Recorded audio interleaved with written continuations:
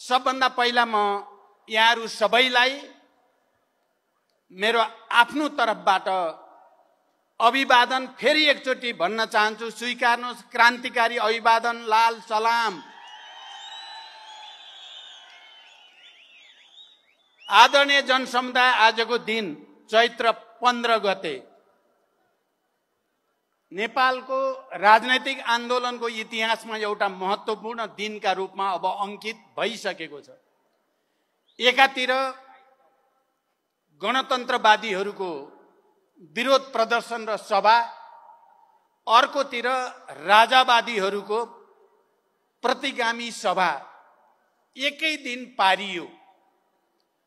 आजको दिन सबभन्दा पहिला गणतन्त्रवादी मोर्चाको हैसियतले हाम्रो समाजवादी मोर्चाबाट चैत्र 15 गते काठमाडौँमा प्रदर्शन गर्ने र सभा गर्ने घोषणा गरिएको थियो र हामीले घोषणा गरिसकेपछि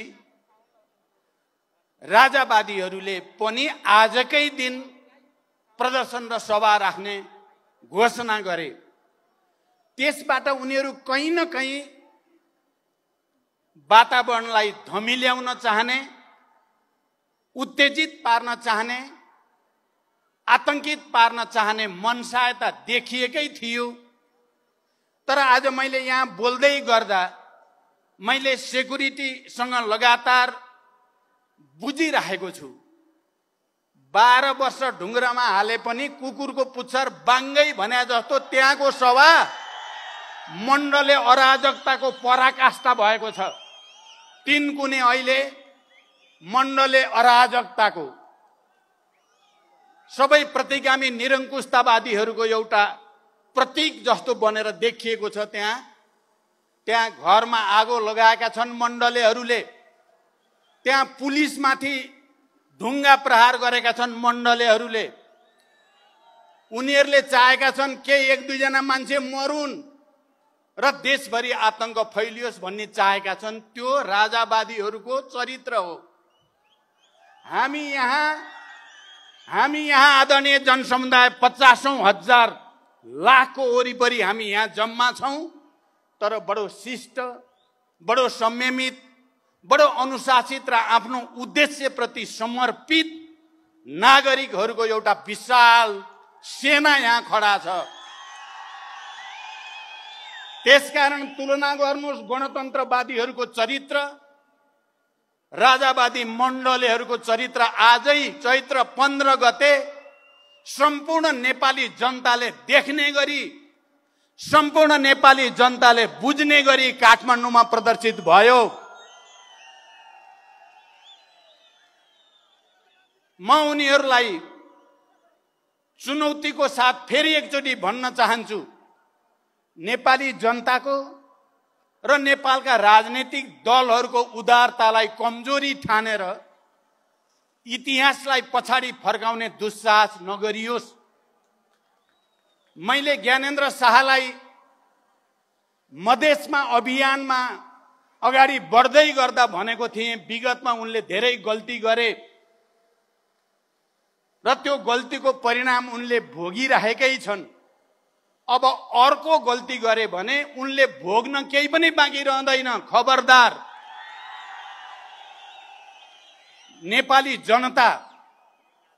नेपाली जनताका पनि सबभन्दा सामन्ती निरङ्कुशताबाट अत्याचारमा पिसिएका, शोषण र दमनको मार खेपेर त्यसको प्रतिरोध गर्ने क्रान्तिकारी युद्धमा होमिएका नेपाली जनता, नेपालका तमाम दलितहरू, नेपालका तमाम महिला, श्रमजीवी महिलाहरू, मधेसीहरू, आदिवासी जनजातिहरू, मुस्लिमहरू, थारूहरू, मजदुरहरू, किसानहरू जसरी युद्ध र आन्दोलनको भट्टीबाट खारिएर निरङ्कुश तन्त्रमाथि धावा बोलेर त्यसमाथि विजयको झण्डा गाडेर अगाडि बढेको नेपाली जनता पछि फर्किने छैन।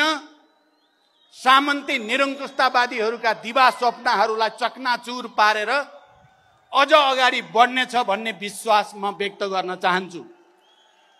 मैले यो विश्वास व्यक्त गर्दै गर्दा हिजो जनयुद्धको नेतृत्वको हैसियतले, शान्ति सम्झौताको हस्ताक्षरकर्ताको हैसियतले, संघीय लोकतान्त्रिक गणतन्त्र घोषणाको एउटा नेताको हैसियतले, संविधान निर्माणको एउटा नेताको हैसियतले म आदरणीय जनसमुदायलाई यो मञ्चबाट, यहाँ उपस्थित जनसमुदाय र देशभरिका जनतालाई पनि भन्न चाहन्छु कि समस्या हामीले कहीँ न कहीँ विगतमा केही त्रुटि गरेको हुनाले पनि पैदा भएका छन्। म पुरै इमानदारीका साथ समाजवादी मोर्चाको तर्फबाट र मेरो तर्फबाट पनि तपाईहरुसँग गम्भीर आत्मसमीक्षा पनि गर्न चाहन्छु। सायद हामी गणतन्त्रवादीहरूले जनताका आशा अपेक्षा अनुसार काम गर्न नसकेकै कारण इतिहासको कूडा कर्कटमा मिल्काइएका तत्त्वहरू पनि टाउको उठाउने दुस्साहस गर्न पाए।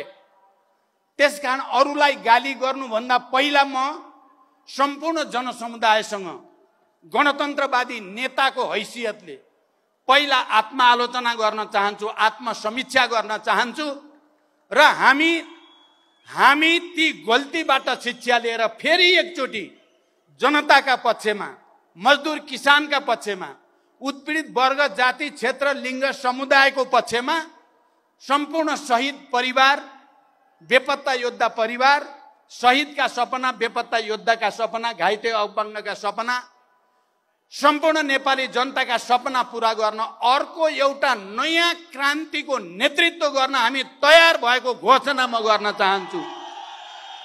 आफ्ना कमजोरीहरू सच्याउँदै वर्गतिर फर्कने, आफ्नो विचार र राजनीतिक मुद्दातिर फर्कने। मैले यो कुरा यो मञ्चबाट औपचारिकताका लागि भनिरहेको छैन।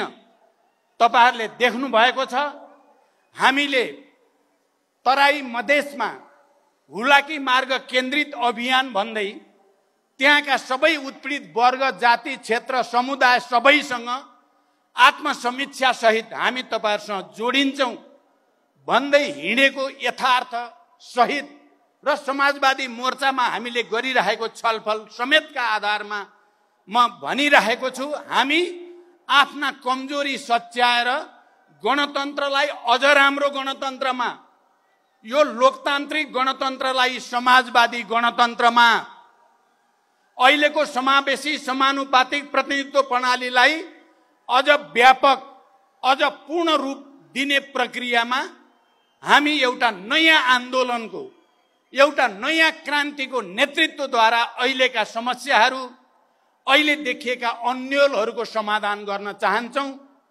र मैले आफ्नो पार्टीभित्र, समाजवादी मोर्चाभित्र छलफल गर्दा र जनसमुदायको बीचमा पनि मैले भनेको छु, एउटा अर्को क्रान्ति हामीले हिजो जनयुद्ध र जनआन्दोलनको माध्यमबाट सामन्ती निरङ्कुश तन्त्रको ढाड त भाँचेकै हो, त्यसलाई इतिहासको कूडा कर्कटमा फालेकै हो, तर हामीले एउटा चीज गर्न बाँकी थियो। किनकि आजको युग 20औं शताब्दी र 21औं शताब्दीको आजको युगमा आदरणीय जनसमुदाय, सामन्ती निरङ्कुश तन्त्र समूल रूपले त्यति बेलासम्म नष्ट हुन सक्दैन जबसम्म क्रान्तिले दलाल र नोकरशाही पुँजीवादलाई पनि सँगसँगै गाड्न सक्दैन, तबसम्म देश मुक्त हुन सक्दैन।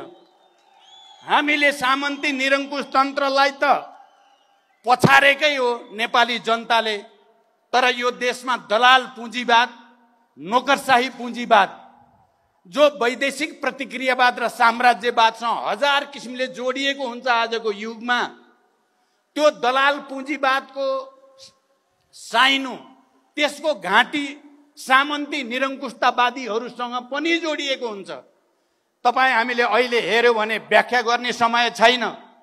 तपाई चाहे संयुक्त राज्य अमेरिकाको अहिलेको चुनाव र त्यसको परिणाम हेर्नुहोस्, या युरोपमा भएका थुप्रै देशका चुनाव र परिणाम हेर्नुहोस्, या अन्यत्र हेर्नुहोस्, हिजोको तथाकथित उदार पुँजीवाद भन्नेहरू अहिले अन्धराष्ट्रवादतिर र एकदम संकीर्ण निरङ्कुश तन्त्रतिर जाने ट्रेन विश्वभरि देखा परेको छ र नेपालका सामन्ती तत्त्वहरू पनि तिनै अन्तर्राष्ट्रिय प्रतिक्रियावादसँग घाँटी जोडेर तिनीहरूको सहयोग लिएर नेपाली जनताका विरुद्ध, नेपालको लोकतान्त्रिक आन्दोलनका विरुद्ध दलालहरूलाई, नोकरशाहहरूलाई पक्ष पोषण गर्ने र यो देशलाई पनि एउटा अन्धराष्ट्रवादी, अतिवादी देशमा बदल्ने दुस्साहस गर्दैछन्।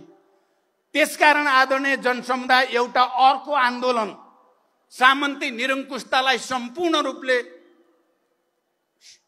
परास्त गर्नको लागि दलाल पुँजीवादलाई परास्त गर्न जरुरी छ। मलाई लामो व्याख्या गर्ने, सैद्धान्तिक व्याख्या गर्ने समय छैन, सायद यो मञ्च त्यसको लागि पनि होइन। म यति भन्न चाहन्छु, हामी गणतन्त्रवादीले केही कमजोरी गरेको हुनाले दलालहरूले पनि, नोकरशाहहरूले पनि र बिचौलियाहरूले पनि थुप्रै लाभ लिने अवसर प्राप्त गरे। यो निष्कर्ष सहित मैले र हामी सहभागी दलहरू सरकारको नेतृत्व पछिल्लो पटक गर्दै गर्दा भ्रष्टाचारका विरुद्ध सुशासनका पक्षमा एउटा लडाईँ छेडेकै हो। हामीले सामाजिक विभेदका विरुद्ध सामाजिक न्यायका पक्षमा, यो देशका सबै उत्पीडित वर्ग समुदायका पक्षमा, चाहे त्यो मिटर ब्याजको कुरा होस्, चाहे त्यो नागरिकताको समस्या कुरा होस्, चाहे त्यो सामाजिक सुरक्षासँग सम्बन्धित कुरा होस्, हामीले केही रेकर्ड बनाउन खोजेकै हो। सबभन्दा ठुलो कुरो भ्रष्टाचारका विरुद्ध हामीले एउटा अभियान चलायौं जसले दलालहरूको स्वार्थमा प्रहार गर्यो।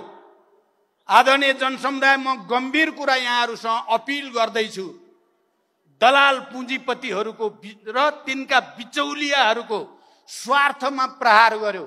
तिनीहरूको सेटिङ रातारात अरबौं कमाउने खेल मैले 3 चोटि प्रधानमन्त्री हुँदा जो देखेँ, यो खेल भत्काउनै पर्छ भन्ने संकल्प सहित यो षड्यन्त्र र यो सेटिङ 2-4 जनाले नेपाली जनताको रगत पसिना चुसेर अरबौं रातारात कमाउने सेटिङवाला खेल, म एउटा कम्युनिस्ट नेता हुनुको नाताले, गणतन्त्रवादी नेता हुनुको नाताले, हजारौं शहीदहरू हाम्रो नेतृत्व अन्तर्गत बलिदान गरेको र त्यसको जिम्मेवारी भएको नाताले पनि मैले र हाम्रो पार्टीले, हाम्रो सरकारले यो पटक भ्रष्टाचारीका विरुद्ध, चाहे त्यो राजनीतिक दलसँग सम्बन्धित भ्रष्टाचारी होस्, चाहे त्यो कर्मचारी तन्त्र भित्रको भ्रष्टाचारी होस्, चाहे त्यो भूमाफिया होस्, राज्यको र जनताको सम्पत्ति व्यक्तिका नाममा गरेर करोडौं अरबौं कमाउनेहरू हुन्, चाहे ती बिचौलिया हुन्, त्यो सेटिङ भत्काउन खोजेकै हो र यही खोजे बापत नै ती सबै तत्त्वहरू मिलेर हामीलाई तथाकथित संख्याको बलमा सरकारबाट बाहिर जान बाध्य पारे। मैले सदनमा विश्वासको मत लिँदै गर्दा भनेको तपाईहरू सबैले सुन्नु भएकै छ। म त्यतापट्टि पनि अहिले समय लिन चाहन्न। अहिले माधवजीले भन्नुभयो, केपीजीले स्वर्ग र नर्कको कुरा 4 घण्टा बसेर भनेको कुरा, उहाँले व्याख्या जे भएको त्यही भन्नुभयो, तर निष्कर्ष त्यो होइन। किन होइन भन्छु भने, मलाई नर्कतिर उनी स्वर्गतिर गएको होइन, उनी नर्कतिर मलाई स्वर्गतिर फर्काइदिए हो। मलाई जनतातिर फर्कन बाध्य पारे।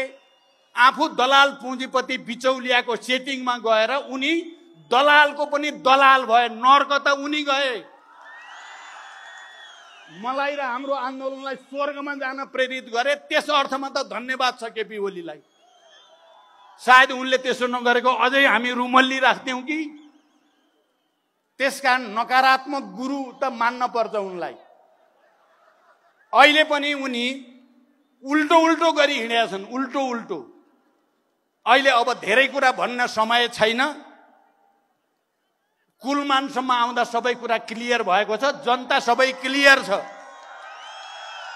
कतिपयले भन्छन् यो कुलमानको व्यक्तिको कुरा, महत्त्वको कर्मचारीको भनेर पनि भन्ने गर्छन्, उनीहरूले भ्रम छर्न खोज्छन्। यो सवाल कुलमान व्यक्तिको होइन, सुशासन र कुशासनको हो। भ्रष्ट र दलालहरू र राष्ट्रभक्त र देशभक्तहरूको कुरा हो यो लडाईँ त्यो हो। आज उनको पक्षमा देशभरि जनतामा किन सहानुभूति पैदा भयो? एउटा मामुली सहसचिव त्यसको पक्षमा यत्रो जनमत किन भयो भन्दा यो लडाईँ व्यक्तिको लडाईँ होइन, यो प्रणालीको लडाईँ हो, यो प्रवृत्तिको लडाईँ हो, यो सुशासन र कुशासनको बीचको लडाईँ हो। म अझै पनि गणतन्त्रमा सँगै हिँडेका, शान्ति सम्झौतामा सँगै हिँडेका ती दलहरूलाई एकचोटि छातीमा हात राखेर आफ्ना गल्ती कमजोरीको समीक्षा गर्न म आग्रह गर्न चाहन्छु। तपाईहरू गणतन्त्रवादी हुनुहुन्छ त अब तपाईहरू त गणतन्त्रको मर्म, लोकतन्त्रको मूल्य मान्यताका विपरीत दलालहरू र बिचौलियाको हितका निम्ति काम गर्ने चुत्थो दलालका दलाल बन्नु भएको छ, विचार गर्नु भएको छ। म यो मञ्चबाट तपाईहरुलाई फेरि पनि एकचोटि आत्मसमीक्षा गर्न, हामी कहाँ पुगियो, किन जनतामा यति धेरै असन्तुष्टि, यति धेरै विरोध, आक्रोश पैदा भइराखेको छ भन्ने कुराको समीक्षा गर्न र आफूलाई जनतातिर फर्काउन, लोकतान्त्रिक मूल्यतिर फर्काउन। अझै पनि किनकि तपाईहरू हिजोका संविधान सभा र गणतन्त्रका सहयात्री हुनुको नाताले हामीले अहिलेसम्म तपाईहरूलाई खबरदारी मात्रै भनेका छौं। यदि तपाईहरूले यसै गरी उल्टो दिशा हिँड्दै गर्ने हो भने सामन्ती, निरङ्कुश र दलालहरूका विरुद्धको नयाँ क्रान्तिले तपाईहरूलाई पनि बढारेर लान्छ। वेक्का गर्नु होला, होस गर्नु होला। यो म कुनै आवेगमा भनेको छैन, इतिहासको तथ्य यही नै हो। तपाईहरू जनतातिर फर्किनु भएन, आफ्नो आत्मसमीक्षा गर्नु भएन र बिचौलियाका 2-4 करोड 2-4 अरबको पछि दौडिराख्नु भयो भने तपाईहरूको हविगत पनि सामन्ती, निरङ्कुशतावादीहरू, तानाशाहहरू, दलालहरू जस्तै अबको क्रान्तिको तारो तपाईहरू पनि हुनुहुन्छ। हाम्रो चाहना छ तपाईहरूका विरुद्ध तीर सोझ्याउन नपरोस्।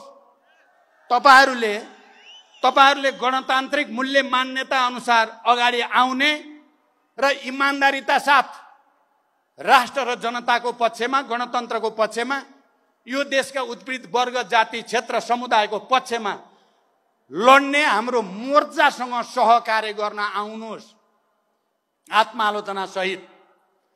यदि तपाईँ आउने जस्तो त देखिएको छैन, मैले यो बीचमा अलिकति हेरेको छु, तपाईहरुले कतिको नोट गर्नु भएको छ। मैले विश्वासको मत लिँदै गर्दा बरु नेपाली कांग्रेसका सभापति शेरबहादुर देउवालाई इमानदार भने, किनकि उहाँले त्यो दिन, जुन दिन 4 घण्टा मलाई केपीजीले चिल्लो घसिराख्नु भयो, तपाईँ र म यस्ता मित्र भनिराख्नु भयो र आज 4 केही पनि भएको छैन, हस्ताक्षर भएकै छैन, कांग्रेससँग मिल्छु त म भन्ने राख्नु भएको थियो। उहाँले 4 बजे भेटौँ भन्नुभयो। मैले शेरबहादुरजीलाई फोन गरेँ, के हो तपाईहरुको त केही नै भएको छैन अरे अहिलेसम्म, पत्रिकामा त सबै हस्ताक्षर भयो भनेर आछ, केपीजी मैसँग हुनुहुन्छ, उहाँले त केही नै भएको छैन भन्नुहुन्छ, साँचो कुरा के हो भनेर सोधेँ मैले। म ढाँट्न जान्दिनँ भने हो शेरबहादुरजीले, म ढाँट्न जान्दिनँ, हस्ताक्षर भइसक्यो, अब भेट्नुको केही अर्थ छैन, सरकार अब अर्को बनिसक्यो भनेर उहाँले भनेको हुनाले त्यस अर्थमा मैले नेपाली कांग्रेसको नेतामा बरु लोकतान्त्रिक नैतिकताको केही न केही बाँकी रहेछ। आफूलाई कम्युनिस्ट र एमाले भन्ने नेताको नैतिकताको धरातल कति तल भन्ने कुरा मैले त्यति बेला नै भनेको थिएँ। अहिले पनि तपाईहरुले हेर्नुभयो, हामीले भन्यौं सदनमा, सबै प्रतिपक्षी दलहरू सबै मिलेर भन्यौं, कुलमानको विषय व्यक्तिको विषय होइन, यो कुशासन र सुशासनको विषय हो। त्यसकारण प्रधानमन्त्रीले आएर जवाब दिन पर्यो। चित्तबुद्ध जवाब दिए भने हामी हेरौँला, जवाब चित्तबुद्ध भएन भने हाम्रो आन्दोलन अझ अगाडि बढ्छ भनेका थियौं। हामीले बढिरहेको छ, तर उहाँले लोकतन्त्रको र यो अहिलेको संविधानको मर्म अनुसार प्रधानमन्त्री जवाफदेही हुनुपर्ने सदनप्रति हो।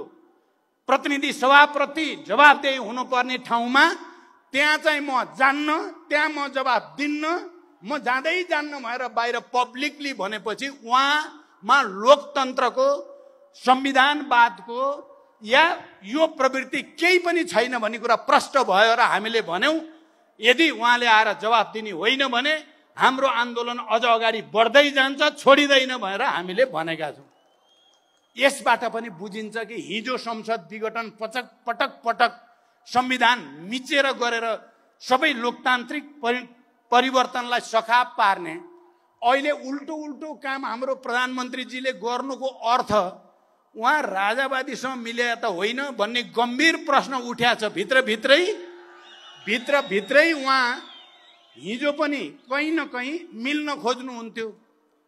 किनभने गणतान्त्रिक आन्दोलन हाम्रो माधव नेपालजीको नेतृत्वमा चल्दै गर्दा बैलगाडावाला सिद्धान्तको प्रतिपादक हो नि केपीजी।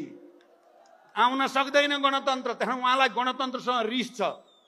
उहाँले यो गणतन्त्र भनेपछि माओवादी देख्नुहुन्छ, माओवादी भनेपछि प्रचण्ड देख्नुहुन्छ, त्यसपछि कसरी सखाप पार्ने भन्ने बाहेक उहाँको दिमागमा छैन। त्यसो अहिले उल्टो काम गर्दैछ त राजावादीलाई फाइदा हुने भयो। त्यो त होइन प्रश्न छ, त्यो कुरा उहाँले पुष्टि गर्न सक्नुपर्छ। उहाँ गणतन्त्रवादी नै हो भन्ने कुरा पुष्टि गर्नको लागि उहाँले प्रतिनिधि सभालाई सम्मान गर्नुपर्छ, सम्पूर्ण प्रतिपक्षको आवाजहरूलाई सम्मान गर्नुपर्छ अनि सदनमा आएर जवाब दिनुपर्छ। तर दिने लक्षण छैन, उहाँको अहंकारले त्यो दिँदैन। यस्तै अहंकारले चीजहरू बिग्रिरहेको छ। खैर जे होस्, आदरणीय जनसमुदाय, अब म दुई तीनटा कुरा भनेर टुङ्ग्याउन चाहन्छु।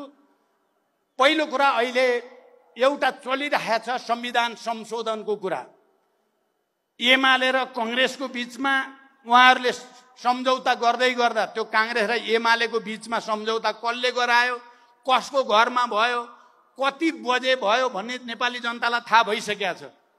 दलालहरूको घरमा भयो, बिचौलियाहरूले भूमिका खेले र उनीहरूकै अनुसार रातको अँध्यारोमा 12 बजे भएको हो भन्ने सबैलाई थाहा छ।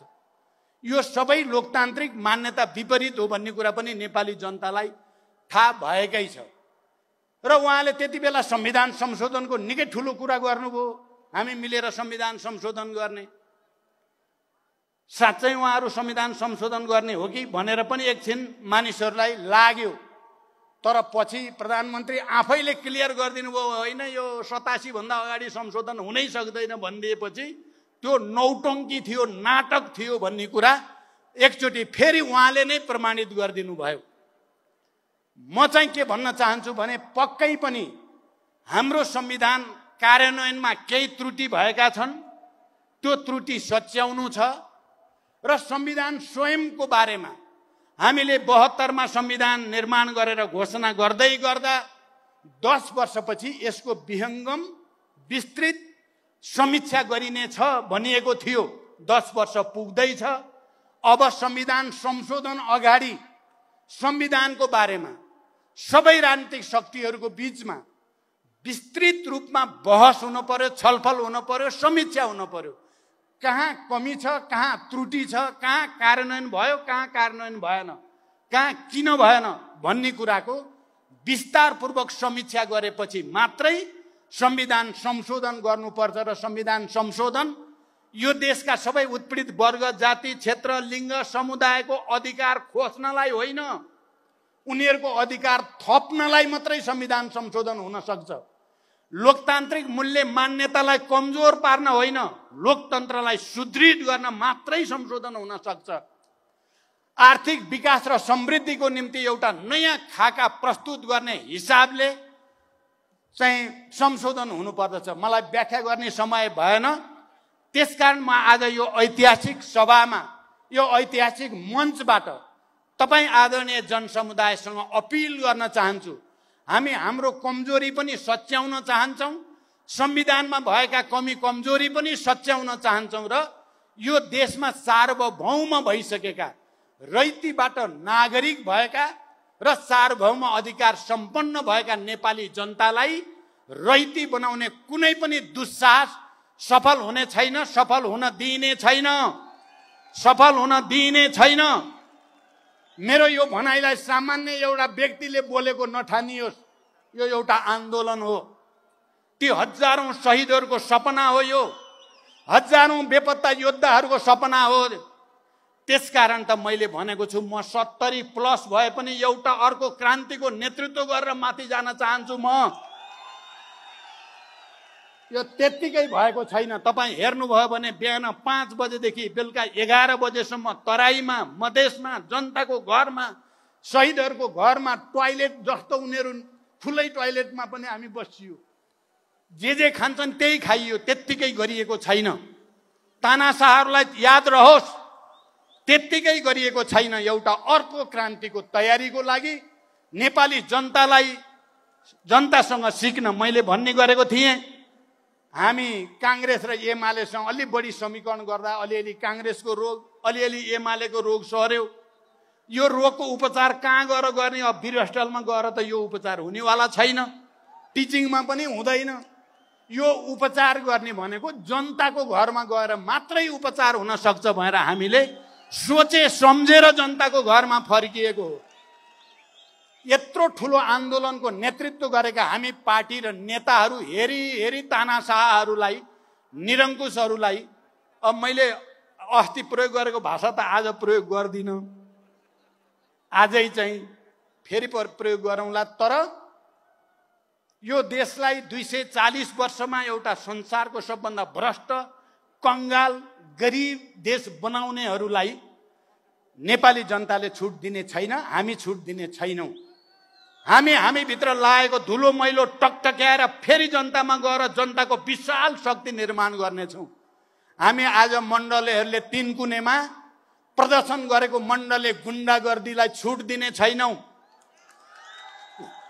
उनीहरूले जनताको घरमा आगो लगाएका छन्। उनीहरू अरू आगजनी गर्न खोज्दैछन्। उनीहरूले चाहेका छन् 2-4 जना आफ्नै मान्छे मरे नि मरुन् बरु, तर यहाँ आतंक र अराजकता होस्, त्यसलाई छुट दिन सकिँदैन। त्यसकारण पुरै गम्भीरताको साथ, इमान्दारिताको साथ हामी अब सामन्ती अवशेष, दलाल नोकरशाहका विरुद्ध एकैचोटि एउटा नयाँ क्रान्तिको तयारी, एउटा नयाँ आन्दोलनको तयारी हामीले गर्नु नै छ। हामी समाजवादी मोर्चा यसको निम्ति सम्पूर्ण रूपले समर्पित भएर अगाडि बढ्ने संकल्प गरेका छौँ। तपाईहरुले चारैजना नेताको कुरा सुन्नुभयो। हामी सबैको मूल कुरा एउटै छ। तर मैले भन्नुपर्दा, मैले माओवादी जनयुद्धको कमान्डरको हैसियतले पनि मैले अब फेरि अर्को युद्धको आवश्यकता त अहिले देखेको छैन। शान्तिपूर्ण क्रान्ति आवश्यक छ। ईदको जवाब पत्थरले दिने गरी उनीहरूले 1000 जुटाउँछन् भने हामी 10,000, उनीहरू 10,000 जुटाउँछन् भने हामी 1 लाख, उनीहरू 1 लाख जुटाउँछन् भने हामी 10 लाख, उनीहरू 10 लाखको कुरा गर्छन् भने हामी 1 करोड ल्याएर तिनको जवाब दिन्छौँ। हामी सडकबाटै जवाब दिन्छौँ। म आदरणीय जनसमुदाय, हामीले नेपालको अर्थतन्त्रको दृष्टिकोणले पनि हामीले आत्मनिर्भर राष्ट्रिय अर्थतन्त्र तलैबाट बनाउनु छ। स्थानीय तहदेखि नै कृषिमा, पर्यटनमा, उद्योगमा, शिक्षामा, स्वास्थ्यमा, रोजगारीमा आत्मनिर्भरताको एउटा नयाँ बाटो हामी हिँड्नु छ। आदरणीय जनसमुदाय, आज म त्यो संकल्प पनि तपाईहरुको अगाडि राख्न चाहन्छु। स्थानीय तहबाट समाजवादी अर्थतन्त्रको भ्रूण रोपिनेछ। आत्मनिर्भर स्वतन्त्र राष्ट्रिय अर्थतन्त्र बनाइनेछ। विदेशीको दलाली र गुलामी गरेर भिख माग्ने प्रणालीलाई त्यसका विरुद्ध लडिनेछ। यो अपिल पनि म गर्न चाहन्छु। आदरणीय जनसमुदाय, त्यसकारण हामी सबैले एकताबद्ध भएर एकचोटि फेरि एउटा नयाँ संकल्प गर्नु जरुरी छ। त्यही संकल्पको निम्ति तपाईहरु सबैसँग विशेष अपिल गर्दै म बिदा हुन्छु। धन्यवाद। अभिवादन। लाल सलाम।